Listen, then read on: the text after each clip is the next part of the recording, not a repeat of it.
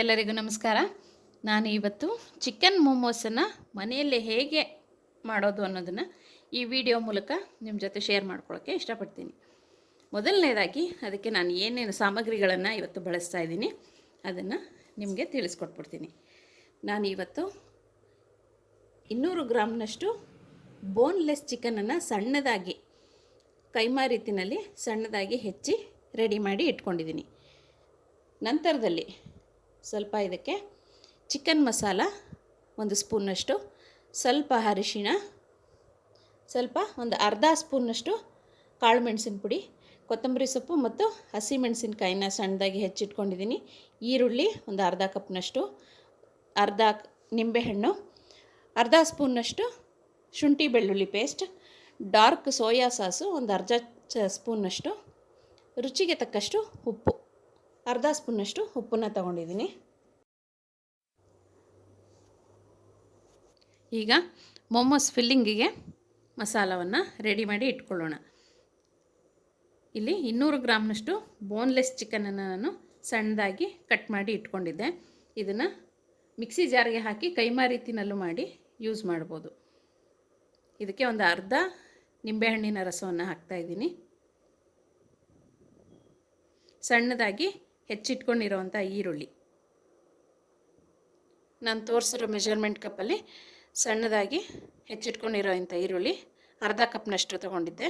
ರುಚಿಗೆ ತಕ್ಕಷ್ಟು ಉಪ್ಪು, ಒಂದು ಅರ್ಧ ಚಮಚದಷ್ಟು ಉಪ್ಪನ್ನು ತೊಗೊಂಡಿದ್ದೀನಿ. ಇದರಲ್ಲಿ ಚಿಕನ್ ಮಸಾಲ ಪೌಡರ್ ಮತ್ತು ಅರಿಶಿಣದ ಪುಡಿ, ನೀವು ಯಾವುದೇ ಬ್ರ್ಯಾಂಡಿನ ಚಿಕನ್ ಮಸಾಲವನ್ನು ಕೂಡ ಇಲ್ಲಿ ಬಳಸ್ಕೋಬೋದು. ಕಾಳು ಮೆಣಸಿನ ಪುಡಿ ಒಂದು ಅರ್ಧ ಟೀ ಸ್ಪೂನಷ್ಟು, ಶುಂಠಿ ಬೆಳ್ಳುಳ್ಳಿ ಪೇಸ್ಟು ಒಂದು ಅರ್ಧ ಟೀ ಸ್ಪೂನ್ನಷ್ಟು. ಶುಂಠಿ ಬೆಳ್ಳುಳ್ಳಿಯನ್ನು ಸಣ್ಣದಾಗಿ ಹೆಚ್ಚಿ ಹಾಕ್ಕೊಂಡ್ರೂ ಕೂಡ ಚೆನ್ನಾಗಿರುತ್ತೆ. ಡಾರ್ಕ್ ಸೋಯಾ ಸಾಸ್ ಒಂದು ಅರ್ಧ ಚಮಚದಷ್ಟು, ಒಂದು ಹಸಿಮೆಣಸಿನ್ಕಾಯಿ ಮತ್ತು ಕೊತ್ತಂಬರಿ ಸೊಪ್ಪನ್ನು ನಾನಿಲ್ಲಿ ಸಣ್ಣದಾಗಿ ಹೆಚ್ಚಿಟ್ಕೊಂಡಿದ್ದೆ. ಇದನ್ನು ಸೇರಿಸಿ ಚಿಕನ್ ಮತ್ತು ಮಸಾಲ ಎಲ್ಲ ಚೆನ್ನಾಗಿ ಹೊಂದೋ ರೀತಿಯಲ್ಲಿ ಚೆನ್ನಾಗಿ ಮಿಕ್ಸ್ ಮಾಡ್ಕೋಬೇಕು. ಚಿಕನ್ ಜೊತೆಯಲ್ಲಿ ಎಲ್ಲ ಮಸಾಲನೂ ಕೂಡ ಹೊಂದೋ ರೀತಿಯಲ್ಲಿ ಸರಿಯಾಗಿ ಮಿಕ್ಸ್ ಮಾಡಿ ಇಟ್ಕೋತೀನಿ. ಇದ್ರ ಜೊತೆಗೆ ಶೆಜ್ವಾನ್ ಚಟ್ನಿಯನ್ನು ಹಾಕ್ಕೊಂಡು ತಿಂದರೆ ತುಂಬಾ ರುಚಿಯಾಗಿರುತ್ತೆ. ನೆಕ್ಸ್ಟ್ ಮುಂದಿನ ವೀಡಿಯೋಗಳಲ್ಲೂ ನಾನು ಆ ಚಟ್ನಿಯನ್ನು ಹೇಗೆ ಮಾಡೋದು ಅನ್ನೋದನ್ನು ಕೂಡ ತೋರಿಸ್ಕೊಡ್ತೀನಿ. ಈ ಮಿಕ್ಕೆಲ್ಲ ಸಾಸ್ಗಳಿಗಿಂತ chilli sauce, tomato ketchup, tomato ಸಾಸ್ಗಿಂತನೂ ಶೆಜ್ವಾನ್ ಚಟ್ನಿಯೊಂದಿಗೆ ಇದು ಮೋಮೋಸ್ ತಿನ್ನೋದಕ್ಕೆ ತುಂಬಾ ರುಚಿಕರವಾಗಿರುತ್ತೆ. ಇದನ್ನೆಲ್ಲ ಮಿಶ್ರಣ ಮಾಡಿ ಒಂದು ಕಡೆಗೆ ಇಟ್ಕೋತೀನಿ.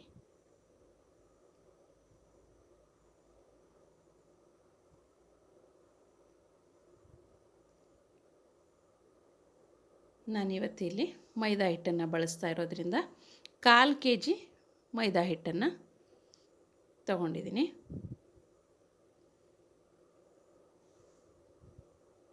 ಇದಕ್ಕೆ ರುಚಿಗೆ ತಕ್ಕಷ್ಟು ಉಪ್ಪನ್ನು ಸೇರಿಸ್ಕೊತಾ ಇದ್ದೀನಿ.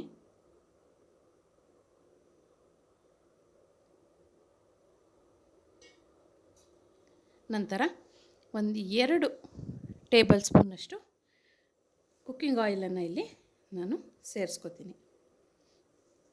ಇದೇನಿದೆ ಒಣ ಹಿಟ್ಟನ್ನೇ ಒಂದು ಸತಿ ಸ್ವಲ್ಪ ಒಂದು ಒಳ್ಳೆ ಮಿಕ್ಸನ್ನು ಮಾಡ್ಕೊಳ್ಳಿ. ಒಣ ಹಿಟ್ಟಿಗೆ ನಾನಿನ್ನೂ ನೀರನ್ನು ಸೇರಿಸಿಲ್ಲ. ಏನು ಮೈದಾ ಹಿಟ್ಟು, ರುಚಿಗೆ ತಕ್ಕಷ್ಟು ಉಪ್ಪು, ಒಂದು 2 ಚಮಚ ಎಣ್ಣೆಯನ್ನು ಹಾಕ್ಕೊಂಡಿದ್ದೆ.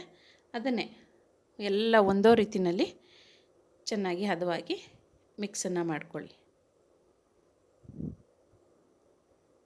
ಸಂಪೂರ್ಣವಾಗಿ ಆ ಒಣ ಹಿಟ್ಟಿಗೆ ಎಣ್ಣೆ ಮತ್ತು ಉಪ್ಪು ಸೇರಿ ಹೊಂದ್ಕೋಬೇಕು ಎಲ್ಲ.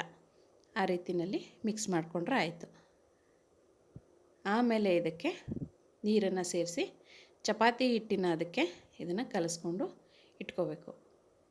ನಾನು ಇವತ್ತಿನ ವೀಡಿಯೋದಲ್ಲಿ ನನ್ನ ಈ ವಿಡಿಯೋ ಮಾಡೋದಕ್ಕೆ, ಈ ವಿಡಿಯೋಗಳನ್ನು ಮಾಡೋದಕ್ಕೆ ಸ್ಫೂರ್ತಿಯಾಗಿರುವಂಥ ನನ್ನ ಮನೆಯವರು, ನನ್ನ ಕೆಲವು ಸ್ನೇಹಿತರಿಗೆ ಈ ವಿಡಿಯೋ ಮುಖಾಂತರ ನಾನಿವತ್ತು ಧನ್ಯವಾದಗಳನ್ನು ಹೇಳೋಕ್ಕೆ ಇಷ್ಟಪಡ್ತೀನಿ.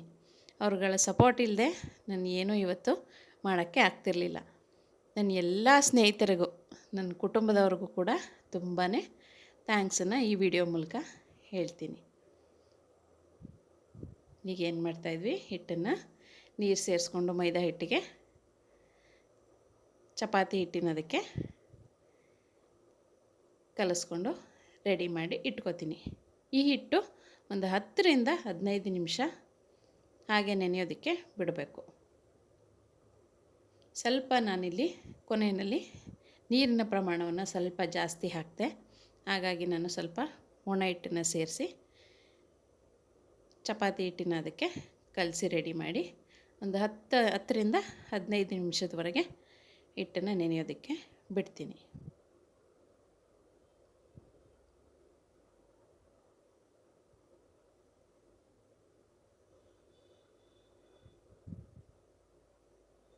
ಚೆನ್ನಾಗಿ ಮಿಕ್ಸಿ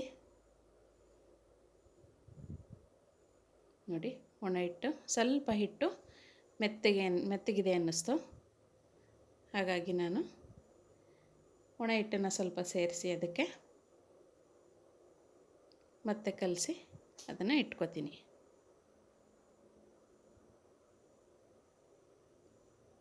ಈ ನನ್ನ ವಿಡಿಯೋ ನಿಮಗೆ ಇಷ್ಟ ಆದರೆ, ಇವತ್ತಿನ ವಿಡಿಯೋ ಪ್ಲೀಸ್ ನನ್ನ ಚಾನಲ್ನ ಸಬ್ಸ್ಕ್ರೈಬ್ ಮಾಡಿ, ಶೇರ್ ಮಾಡಿ, ಲೈಕ್ ಮಾಡಿ ಮತ್ತು ಕಮೆಂಟನ್ನು ಕೂಡ ಮಾಡಿ.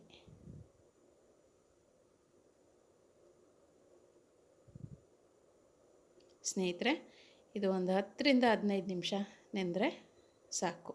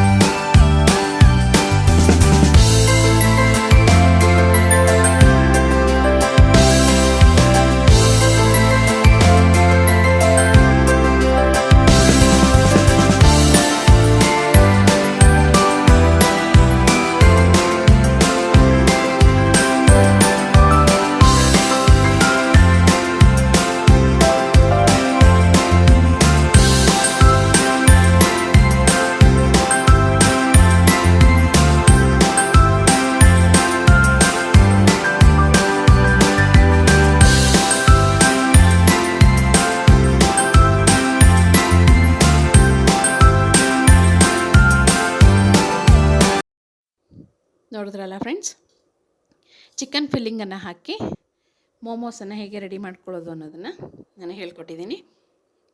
ಈ ಮೈದಾ ಹಿಟ್ಟನ್ನು ಸಣ್ಣ ಸಣ್ಣ ಉಂಡೆಗಳಾಗಿ ತೆಗೆದಿಟ್ಕೊಂಡಿದ್ದೆ. ಅದಕ್ಕೆ ನಾವು ಏನು ಪೂರಿಯನ್ನು ಲಟ್ಟಿಸ್ಕೊತೀವಲ್ಲ, ಪೂರಿ ಸೈಜ್ನಲ್ಲೇ ನಾನು ಮೈದಾ ಹಿಟ್ಟನ್ನು ಲಟ್ಟಿಸ್ಕೊಂಡು ಇಟ್ಕೊಂಡಿದ್ದೆ. ಅದಕ್ಕೆ ಚಿಕನ್ ಫಿಲ್ಲಿಂಗನ್ನು ಹಾಕಿ ಮೋಮೋಸನ್ನು ರೆಡಿ ಮಾಡಿ ಇಟ್ಕೊಂಡಿದ್ದೀನಿ. ಈಗ ಅದನ್ನು ಯಾವುದೇ ಎಣ್ಣೆಯಲ್ಲಿ ಅಥವಾ ತುಪ್ಪದಲ್ಲಾಗಲಿ ಕರಿಯೋಂಗಿಲ್ಲ. ಅದನ್ನು ನಾನು ಹಬೆಯಲ್ಲಿ ಬೇಯಿಸ್ಕೊತಾ ಇದ್ದೀನಿ. ನಾನಿವತ್ತು ಬರೀ ಪ್ಲೇನ್ ಪಾತ್ರೆಯಲ್ಲಿ ಅದನ್ನು ಬೇಯಿಸ್ಕೊತಾ ಇದ್ದೀನಿ. ಇಡ್ಲಿ ಸ್ಟ್ಯಾಂಡ್ನಲ್ಲೂ ಕೂಡ, ಇಡ್ಲಿ ಪಾತ್ರೆಯಲ್ಲೂ ಕೂಡ ಹಾಕಿ ಅದನ್ನು ಒಂದು ಲೋ ಫ್ಲೇಮ್ನಲ್ಲಿ ನಾನು 15 ನಿಮಿಷ ಇದನ್ನು ಬೇಯಿಸಿ ಇಟ್ಕೋತೀನಿ. ಎಲ್ಲರಿಗೂ ಟೇಕ್ ಕೇರ್.